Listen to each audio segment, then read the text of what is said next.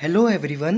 मेरा नाम है जितेंद्र कुमार और आज हम पढ़ने वाले हैं stress strain curve for mild steel. तो सबसे पहले समझेंगे कि माइल्ड स्टील क्या होता है। तो माइल्ड स्टील ये Fe250 को डिनोट करता है, जो हम हमारा आरसीसी में पढ़ते हैं कि स्टील के डिफरेंट डिफरेंट टाइप हैं। तो एक उसमें रहता है Fe250, जिसे हम क्या कह देते हैं, हमारा माइल्ड स्टील। अब इसमें 250 का मतलब है, ये रिप्रेजेंट करता है इसकी यील्ड स्ट्रेंथ को, जो कि होती है न्यूटन पर mm² में। ठीक है। और यील्ड स्ट्रेंथ क्या होती है ये हम हमारी नेक्स्ट स्लाइड्स में जाकर समझेंगे। तो आ जाते हैं कि स्ट्रेस स्ट्रेन कर्व आखिर है क्या। तो एक माइल्ड स्टील की रोड ली जाती है इस टाइप की। इसे एक यूनिवर्सल टेंसाइल टेस्टिंग मशीन में रखा जाता है, जिसे हम हमारी यूटीएम मशीन भी कह देते हैं। और जैसे ही इसके ऊपर लोड लगाया जाता है तो इसके अंदर स्ट्रेसेस जनरेट होते हैं। ठीक है। तो एक ग्राफ बनाया जाता है इसके लिए, जिसमें वाई एक्सिस पर तो हम क्या रखते हैं, नॉर्मल स्ट्रेसेस को, और हमारे एक्स एक्सिस पर क्या रखते हैं, हम नॉर्मल स्ट्रेन्स को। ठीक है। और शुरू में है हमारा ओरिजिन यानी कि ज़ीरो, जब कोई भी लोड नहीं लग रहा। जैसे जैसे मैंने स्ट्रेस की वैल्यू बढ़ाई तो उसके साथ ही में मेरा स्ट्रेन भी बढ़ता है। और शुरू में क्या रहता है, मेरा नॉर्मल स्ट्रेस है इस नॉर्मल स्ट्रेन के डायरेक्टली प्रोपोर्शनल होता है। ठीक है। और ये जो डायरेक्टली प्रोपोर्शनल का लो होता है, जिसे हम बोल देते हैं हमारा हुक्स लो, क्योंकि हुक्स लो के हिसाब से क्या है, हमारा नॉर्मल स्ट्रेन और नॉर्मल स्ट्रेस डायरेक्टली प्रोपोर्शनल होते हैं। जितना मैंने नॉर्मल स्ट्रेस बढ़ाया उतना ही मेरा नॉर्मल स्ट्रेन बढ़ेगा। लेकिन ये एक पर्टिकुलर पॉइंट तक ही बढ़ता है, जिसे हम हमारी क्या कह देते हैं, प्रोपोर्शनलिटी लिमिट कह देते हैं। तो एक क्वेश्चन जो जनरली सबसे इम्पोर्टेंट बनता है इसके ऊपर, कि हुक्स लो है हमारा, वो कहाँ तक वैलिड होता है, मतलब अप टू में करना है हमें। तो अगर क्वेश्चन में आता है Hooke's law is valid up to, तो आप लिखेंगे प्रोपोर्शनलिटी लिमिट। ठीक है। तो आगे बढ़ते हुए, अब अगर मैं आगे स्ट्रेसेस बढ़ाता हूँ तो उसके कारण आने वाले स्ट्रेन्स जो हैं मेरे ज़्यादा आने लग जाएंगे। क्योंकि आप पहले देखें, पहले इसका कर्व किसकी ओर झुका हुआ था, ये जो ग्राफ है हमारा नॉर्मल स्ट्रेस की ओर झुका हुआ है। राइट। तो मतलब कि जितना स्ट्रेस बढ़ रहा है उतना ही स्ट्रेन।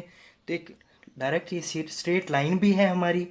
अब उसके बाद मैं जितना बढ़ा रहा हूँ इसके अंदर, तो उसका झुकाव किसकी ओर बढ़ रहा है, मेरा स्ट्रेन्स की ओर। राइट। कि मतलब मैं जितना स्ट्रेस बढ़ाऊंगा उसके रिस्पेक्ट में स्ट्रेन की वैल्यू कितनी होगी, थोड़ी ज़्यादा होगी।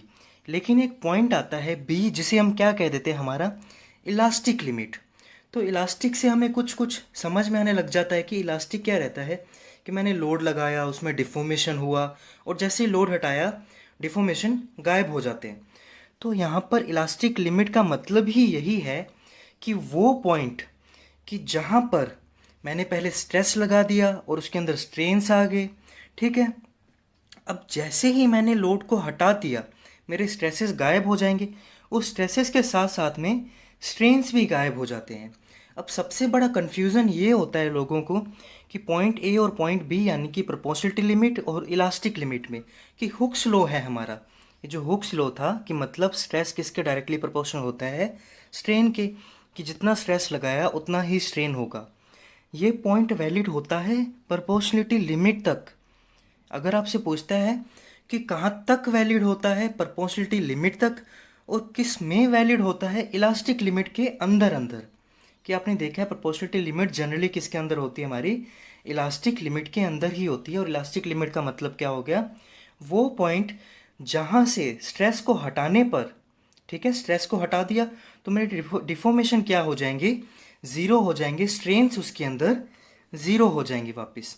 ठीक है। और यहाँ तक आने वाला जो डिफॉर्मेशन है, जो स्ट्रेन है, उसे मैं क्या कह देता हूँ, मेरा इलास्टिक स्ट्रेन कह देता हूँ।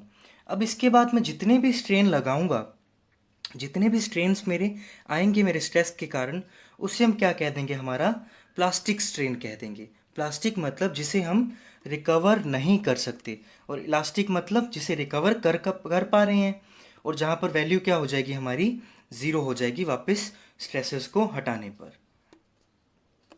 तो आगे बढ़ते हुए नेक्स्ट है हमारी यील्ड पॉइंट।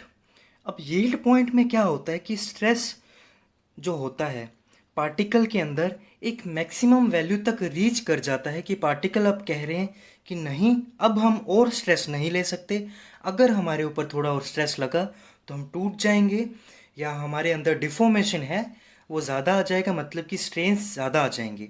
ठीक है। तो यील्ड पॉइंट में जनरली क्या होता है कि हमारे पास दो यील्ड पॉइंट आते हैं। एक तो होता है अपर यील्ड पॉइंट और एक होता है हमारे पास लोअर यील्ड पॉइंट। तो इस यील्ड पॉइंट पर आने वाली जो स्ट्रेंथ होती है उसे हम कह देते हैं हमारी यील्ड स्ट्रेंथ, जो कि हमने Fe250 के लिए पढ़ी थी, जिसमें Fe250 में जो 250 है उसकी यील्ड स्ट्रेंथ को डिनोट कर रहा है। अब लेकिन यहाँ पे तो दो यील्ड पॉइंट है, एक तो है अपर एक है लोअर, तो कौन से वाला हम Fe250 में यूज़ कर रहे हैं? तो ये भी क्वेश्चन एक बनता है, ऑब्जेक्टिव में जनरली पूछा भी जाता है कि Fe250 में ये 250 अपर यील्ड पॉइंट को रिप्रेजेंट कर रहा है या फिर लोअर यील्ड पॉइंट को रिप्रेजेंट कर रहा है। तो ये किसे करता है? नीचे वाले को, क्योंकि जब भी हम स्ट्रेंथ डिज़ाइन क्राइटेरिया के लिए लेते हैं तो कौन सी लेते हैं? हमेशा सेफ साइड में। तो हमारे पास दो हैं, सेफ साइड में कौन सी है कि नीचे वाली भी है, कम स्ट्रेंथ पर ही हम ले लेते हैं कि अगर कम स्ट्रेंथ पर फेल हो रहा है तो ज़्यादा पर तो ऑब्वियस होगा ही होगा। ठीक है। तो हम कौन सा पॉइंट लेते हैं? लोअर यील्ड पॉइंट वाला, जहाँ पर हम यील्ड स्ट्रेंथ को डिटरमाइन करते हैं। अब क्या होगा, जैसे ही मैंने पॉइंट डी निकाला, पॉइंट डी के बाद मतलब लोअर यील्ड पॉइंट के बाद जैसे ही मैं स्ट्रेस को थोड़ा सा भी बढ़ाता हूँ, जैसे ही मैंने स्ट्रेस बढ़ाया उसके अंदर बहुत ज़्यादा डिफॉर्मेशन हो जाएंगे। एक अचानक से ऐसे होगा कि उसके अंदर ऐसे फ्लो ही हो रहा है, जिसे हम क्या कह देते हैं? हमारा प्लास्टिक फ्लो ही कह देते हैं। तो क्या होता है कि बिना स्ट्रेस बढ़ाए सेम स्ट्रेस पर मेरे स्ट्रेंस बहुत ज़्यादा आ जाते हैं। अब एक और रीज़न हो जाता है कि मैंने मेरी जो यील्ड स्ट्रेंथ थी इस पॉइंट डी पर ही क्यों निकाली, क्योंकि आप देखेंगे आरसीसी वगैरह में जैसे ही मैं मेरी रोड यूज़ कर रहा हूँ, स्टील की रोड यूज़ की, उसके अंदर अगर बहुत ज़्यादा डिफॉर्मेशन आ गए तो भी वो एक तो स्ट्रेंथ के क्राइटेरिया से जाएगा, दूसरा सर्विसिबिलिटी के क्राइटेरिया से जाएगा, और एस्थेटिकली भी इतना प्लीजिंग नहीं होगा। ज़्यादा उसमें डिफॉर्मेशन वाली बीम्स वगैरह होंगी तो दिखने में ही डर लग जाएगा कि नहीं, ये तो कभी भी गिर सकती है। और डिफॉर्मेशन बहुत ज़्यादा आते ही इसलिए वो सर्विसिबिलिटी के क्राइटेरिया से बाहर हो जाती है, इसलिए हमने जो स्ट्रेंथ थी इस पॉइंट डी तक ही कैलकुलेट की है। ठीक है। और ये जो डी से ई तक हमारा एक तरह से फ्लो ही हो रहा है, बिना स्ट्रेस को बढ़ाए हमारे स्ट्रेन बढ़ रहे हैं। एक क्वेश्चन क्या बनता है कि ऐसा कौन सा पॉइंट होता है जहाँ पर बिना स्ट्रेस को बढ़ाए स्ट्रेन बढ़ जाते हैं, या स्ट्रेस में बहुत कम इंक्रीज करने पर स्ट्रेन में बहुत ज़्यादा इंक्रीज हो जाता है? तो पॉइंट कौन सा होता है? हमारा यील्ड प्लेट्यू कहलाता है। ये जो रीजन पूरा आया है डी से ई तक, इसे हमने क्या बोल दिया? हमारा यील्ड प्लेट्यू। और एक तरह से यहाँ पर प्लास्टिक फ्लो हो रहा है कि बिना स्ट्रेस को बढ़ाए स्ट्रेन बहुत ज़्यादा बढ़ गए। अब क्या होता है, स्ट्रेन बढ़ते बढ़ते पार्टिकल कहते हैं उनका रीअरेंजमेंट हो जाता है पार्टिकल्स का। ठीक है। पार्टिकल्स का रीअरेंजमेंट हो जाता है। एक तरह से समझेंगे कि पार्टिकल बोल रहे हैं कि नहीं, हम और रेजिस्ट करेंगे इसे। तो पार्टिकल के रीअरेंजमेंट के कारण वापस स्ट्रेन के साथ साथ अब वापस स्ट्रेस भी बढ़ने लग जाता है। ठीक है। कि जैसे स्ट्रेन भी बढ़ रहा है उसके साथ साथ क्या हो रहा है, थोड़ा सा स्ट्रेस भी बढ़ रहा है, मतलब कि वो और स्ट्रेंथ गेन कर रहा है। तो स्ट्रेंथ गेन करने वाले रीजन को हम क्या बोल देते हैं? हमारा स्ट्रेन हार्डनिंग रीजन। कि मतलब स्ट्रेन तो बढ़ रहा है उसके साथ हमारा मटेरियल हार्ड भी हो रहा है, थोड़ी सी उसकी स्ट्रेंथ भी बढ़ रही है। और ये क्यों होता है? हमारे पार्टिकल के रीअरेंजमेंट के कारण। आप हर एक पॉइंट को इसमें बहुत ध्यान से सुनिए, क्योंकि इससे जनरली हर एग्ज़ाम में, चाहे वो एसएससी जेई का हो या कोई भी हो, उसमें एक या दो क्वेश्चन हमारे स्ट्रेस स्ट्रेन कर्व से ज़रूर पूछ लिए जाते हैं माइल्ड स्टील के। ठीक है। और वरना कहीं ना कहीं तो ये यूज़ होगा ही होगा। तो स्ट्रेंथ बढ़ने के साथ साथ एक पॉइंट ऐसा आता है एफ, जहाँ पर ये मैक्सिमम स्ट्रेंथ को गेन कर लेता है, और इस पॉइंट एफ को ही हम क्या कह देते हैं? हमारी अल्टीमेट स्ट्रेंथ कह देते हैं। कि किसी मटेरियल की अल्टीमेट स्ट्रेंथ आ गई, अब इससे ज़्यादा ये स्ट्रेंथ नहीं रेजिस्ट कर सकता। जैसे ही मैंने स्ट्रेंथ लगाऊंगा मेरा मटेरियल है जो बार ली है, रोड ली है, वो ब्रेक हो जाएगी, टूट जाएगी। ठीक है। अब इस पॉइंट के बाद क्या हो जाता है हमारा, डिफॉर्मेशन बहुत ज़्यादा आगे, देख सकते हैं आप कितने डिफॉर्मेशन आगे, यहाँ से लेकर यहाँ तक डिफॉर्मेशन आने के बाद अब पार्टिकल का क्रॉस सेक्शनल एरिया कम होने लग जाता है। तो हमें पता है स्ट्रेस हमारा क्या होता है, फोर्स अपॉन एरिया, राइट। अब क्रॉस सेक्शनल एरिया कम हुआ है तो इंटरनल स्ट्रेसेस की वैल्यू बढ़ रही है, मतलब सेम, अब जो स्ट्रेन बढ़ रहे हैं उसके लिए स्ट्रेस की वैल्यू क्या हो जाएगी, कम हो जाएगी, राइट। कि ज़्यादा स्ट्रेन के लिए भी स्ट्रेस कम हो जाएगा, या फिर आप उल्टा भी कह सकते हैं कि सेम फोर्स के लिए स्ट्रेसेस की वैल्यू, इंटरनल स्ट्रेसेस की वैल्यू बहुत ज़्यादा हो गई है। ठीक है। तो यहाँ क्या हो जाएगा, उसकी स्ट्रेंथ वापस कम होना स्टार्ट हो गई और स्ट्रेन मेरे बढ़ रहे हैं, और साथ में क्रॉस सेक्शनल एरिया भी कम हो रहा है। क्रॉस सेक्शनल एरिया कम होने वाले रीजन को हमने क्या बोल दिया, नेकिंग रीजन कह देते हैं। ठीक है। नेकिंग रीजन क्यों कहते हैं हम इसे, क्योंकि एक नेक टाइप की स्ट्रक्चर बनने लग जाती है क्रॉस सेक्शनल एरिया कम होने के कारण। और स्ट्रक्चर कैसी बनती है, कुछ इस टाइप की नेक टाइप की स्ट्रक्चर बनी है, इसलिए हमने इसे क्या बोल दिया, हमारा नेकिंग रीजन। और धीरे धीरे स्ट्रेंथ कम होते होते और स्ट्रेन बढ़ रहे हैं, तो एक मैक्सिमम पॉइंट तक स्ट्रेन बढ़ते हैं, और वहाँ पर जो स्ट्रेंथ आती है, अब पार्टिकल और ज़्यादा स्ट्रेस नहीं ले पाते, तो पार्टिकल एक दूसरे से ब्रेक होना स्टार्ट हो जाते हैं, और एकदम पूरे ब्रेक हो जाते हैं, टूट जाते हैं, मतलब उसके अंदर फ्रैक्चर आ जाता है, रप्चर आ जाता है। और जो पॉइंट जी हमने डिनोट किया है, यहाँ पर आने वाली स्ट्रेंथ को हम क्या कह देते हैं, हमारी रप्चर स्ट्रेंथ कह देते हैं। अब हम देखेंगे कि नेकिंग रीजन जो हमारा था वो किस प्रकार से बनता है। तो शुरू में क्या होता है, हमारे पास माइल्ड स्टील था। तो माइल्ड स्टील एक तरह का डक्टाइल मटेरियल है।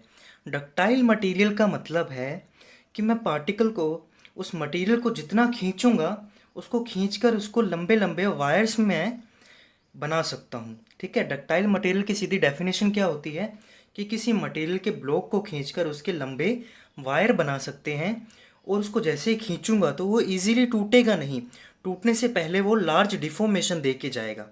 ठीक है। और डक्टाइल मटेरियल क्या होते हैं, जनरली शेयर में वीक होते हैं। ठीक है। अब शेयर में वीक होने का क्या मतलब है कि जैसे ही मैंने उसके ऊपर लोड लगाया, तो उस लोड के 45 डिग्री वाले प्लेन पर, ठीक है, इस लोड के 45 डिग्री वाले प्लेन पर जो ये प्लेन रहता है सबसे वीक प्लेन रहता है, और जो मैंने ये प्लेन बनाया है इसी के अलोंग डायरेक्शन में, इसी के पैरेलल डायरेक्शन में लोड लगने के कारण, स्ट्रेसेस जनरेट होने के कारण ये ब्रेक डाउन हो जाता है, और इस प्लेन को हम क्या बोल देते हैं, हमारा वीकेस्ट शेयर प्लेन बोल देते हैं। ठीक है।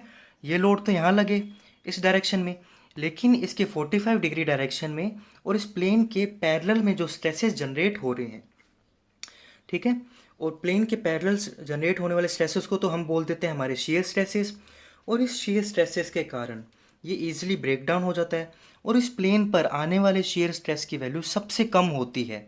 ठीक है। इसलिए हमने इसे बोल दिया कि वीकेस्ट शेयर प्लेन, कि अगर कम पे ही फेल हो रहा है तो ज़्यादा पे तो ऑब्वियसली होगा ही होगा। तो शुरू शुरू में क्या होता है, जैसे ही लोड लगे तो बीम में डिफॉर्मेशन हो जाता है, थोड़ा सा टेंसाइल के कारण क्या होगा, उसके अंदर एलोंगेशन होगा, उसकी विड्थ है जो वो बढ़ेगी, लेंथ बढ़ेगी, सॉरी विड्थ तो उसमें कम हो जाती है।